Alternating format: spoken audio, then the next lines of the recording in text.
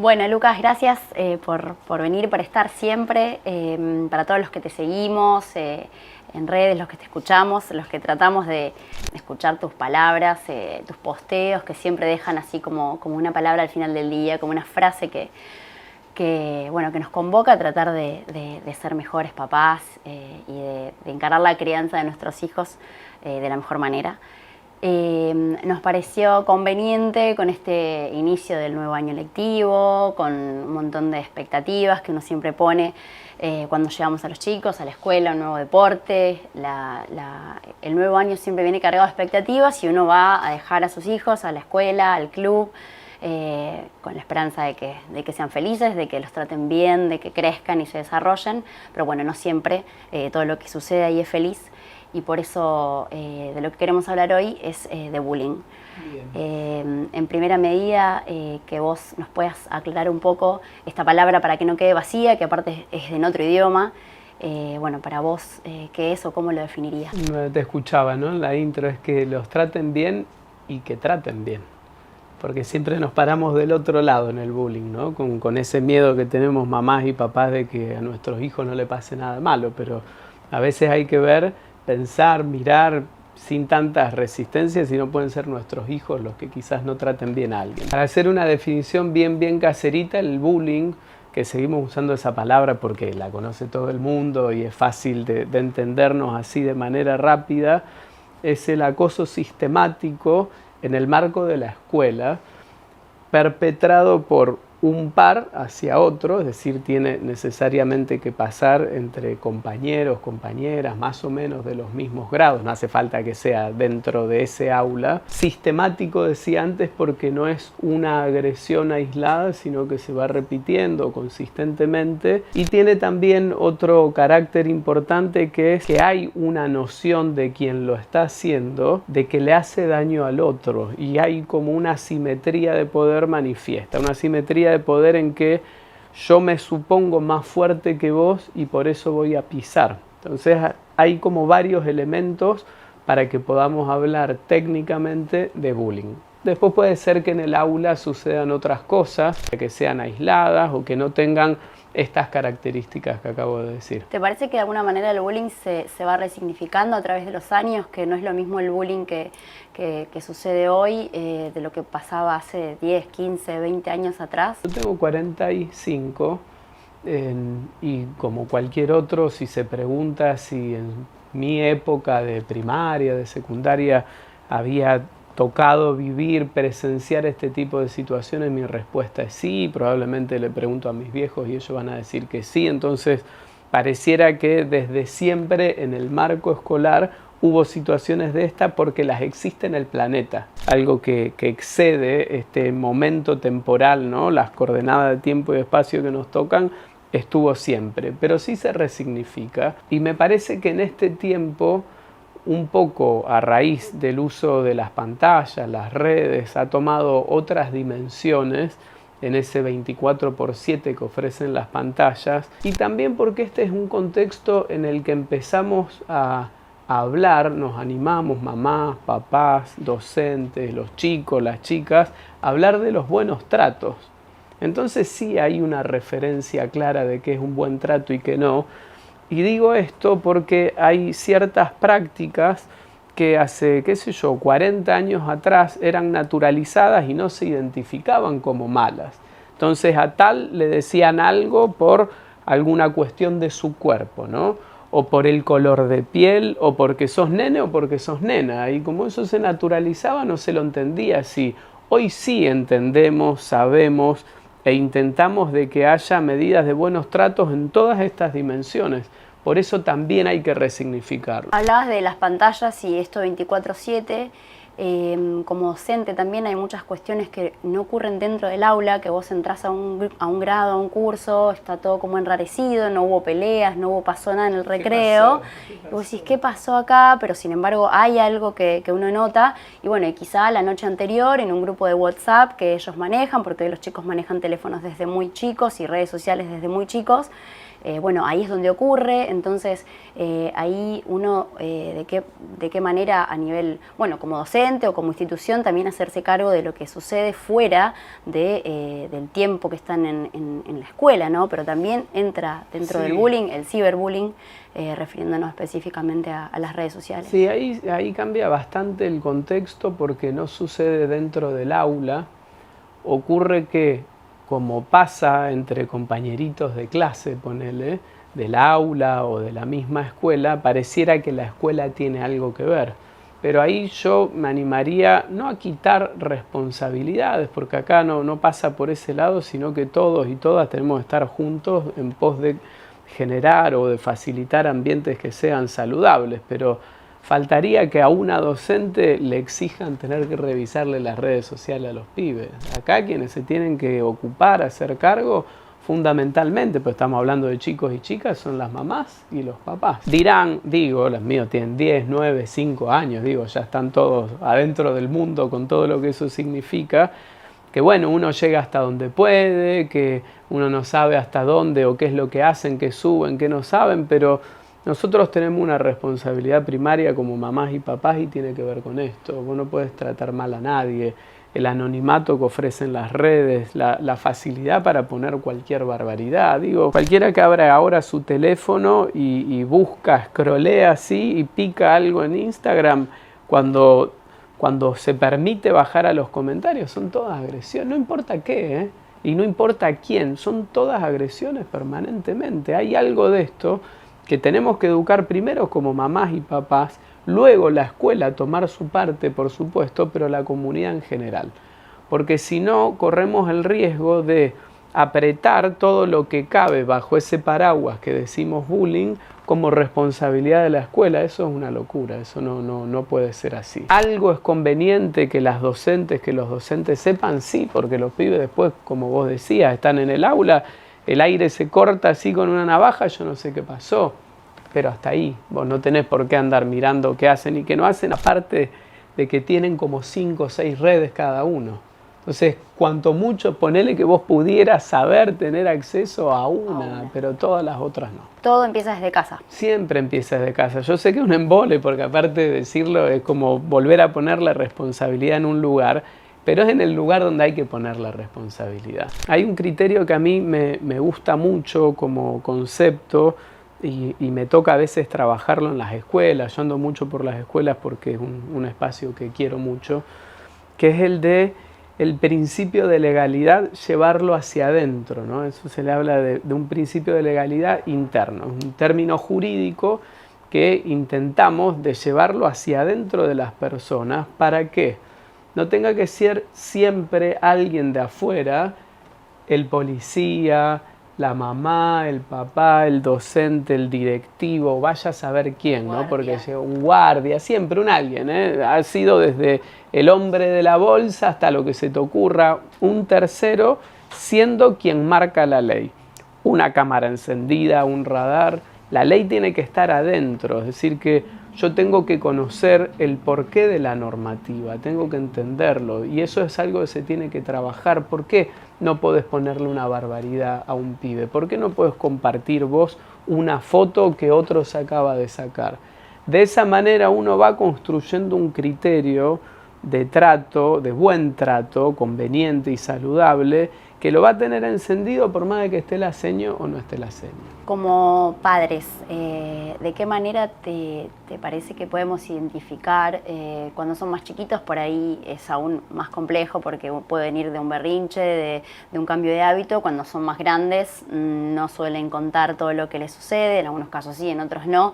¿Cuáles son las cosas a las que podemos estar atentos o debemos estar atentos o señales de alerta? Son inespecíficas, quiero decir, no hay como si te dijera un signo o un síntoma exacto de que algo está pasando en el aula en términos de bullying. Son inespecíficos, pueden ser desde dolores de panza, dolores de cabeza, cosas que le pasaban ahora en el cuerpo que antes no le sucedían y tienen como un inicio a veces abrupto que vos no sabes bien a dónde atarlo, por qué de repente le duele la panza o los días domingos le duele la panza o antes de ir a la escuela le pasan cosas.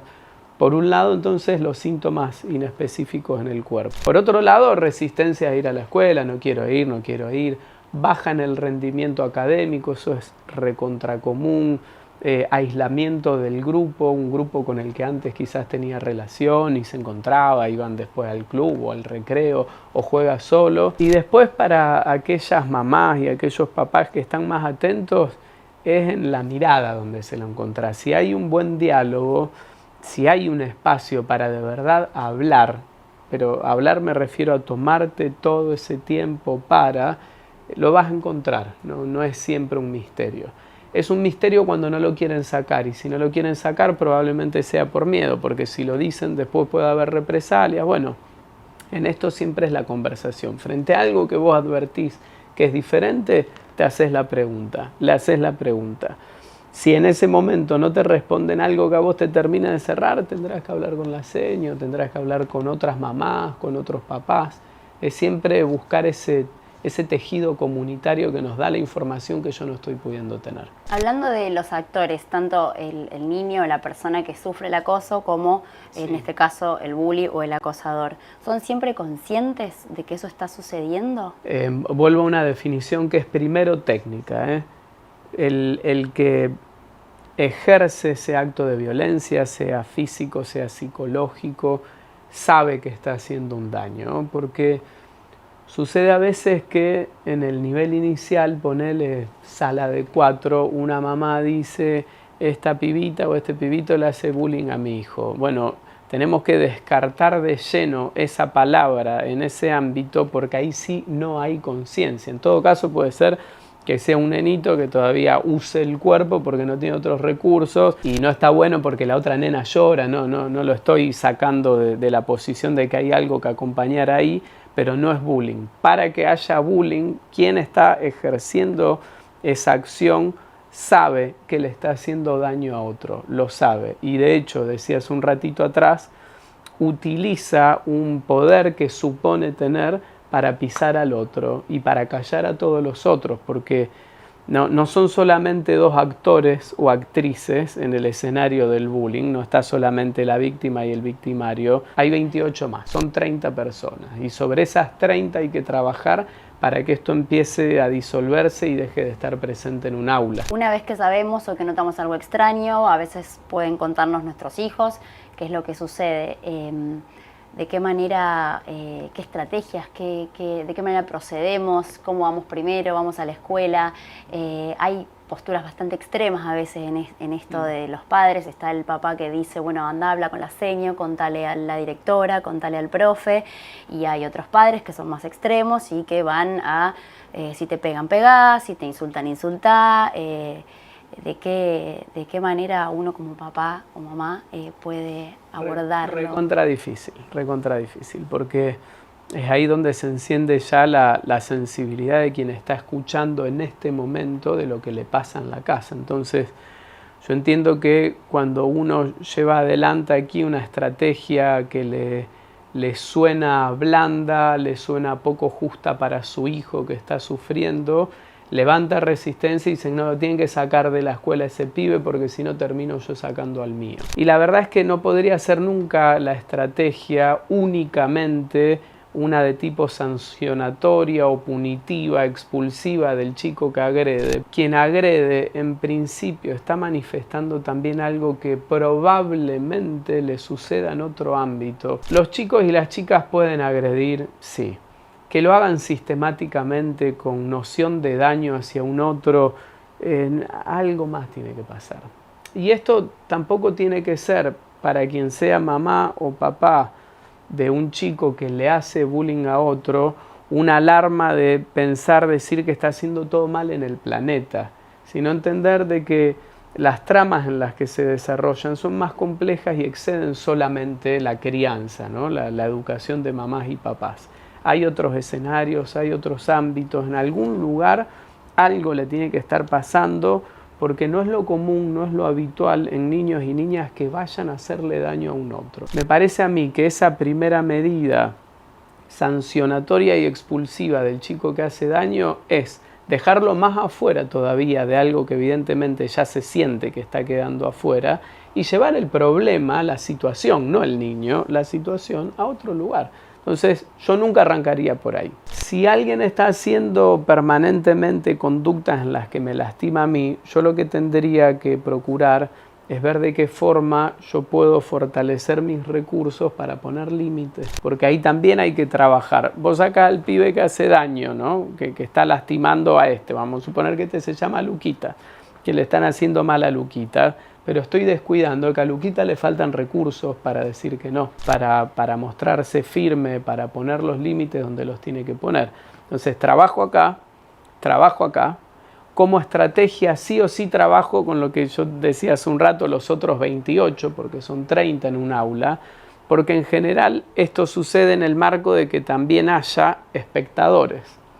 De los espectadores vas a ver que, en una cuenta muy sencilla, una proporción se recuesta del lado del poderoso y acompañan. Son los aplaudidores, festejadores. A veces sostienen las conductas cuando no está, otras veces cuando no está, nada, cero, se aplacan, tranqui, pero vuelve y se vuelven a estar ahí.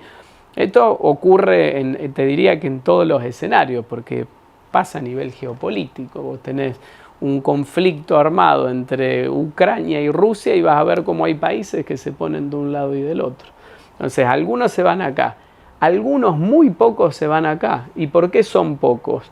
No porque la mayoría no sienta con dolor lo que está pasando, sino porque son muy pocos los que se animan a hacerle frente a que dijimos que tiene un poder. Entonces, trabajás con trabajás con trabajás con los 28. Trabajás con las docentes, los docentes que están frente al aula y trabajás con las mamás y los papás, con toda esa trama. Es dificilísimo, sí, es exitoso así como, bueno, con esta estrategia se apaga todo. No, pero es que nunca nada se resuelve así. O los problemas complejos tienen muchas variables, implican necesariamente intervenciones de distinto tipo y no siempre conducen como si fuera algo lineal a que se resuelva y de repente como pasa en las películas que a veces miran en casa, la niña mala que le hacía vacío a esta otra niña termina siendo íntima amiga. No pasa siempre así, no funciona así el mundo. Pero entiende que le está haciendo algo a que tiene que dejar de hacerlo. Y puede ser que ahí disuelva. Si eso no sucede, entonces ¿qué? Bueno, entonces puede ser que en algún momento vengan otro tipo de medidas y ahí sí sanciones. Puede ser que sí, nunca se empieza ahí. Hay que sacar al chico que está sufriendo para que no sufra más y dejar al que está perpetrando un daño ahí en la escuela. No, esa tampoco podría ser la estrategia. Hay que ver qué es lo que pasa con la mamá y el papá de este pibe. Digo como cuestiones generales, porque después hay que ir a mirar cada caso en singular y ver qué construir en la estrategia particular de lo que pasa acá. Así como te decía al principio que siempre de escucharte me queda una frase dando vuelta, una cosa que uno después piensa, dijiste hace un ratito que ningún niño viene a este mundo a hacer daño porque sí o agredir, entonces me parece que lo más importante o destaco de todo lo que has dicho es que es nuestra responsabilidad como padres tratar de que ese niño que de por sí no viene a hacer daño no lo haga.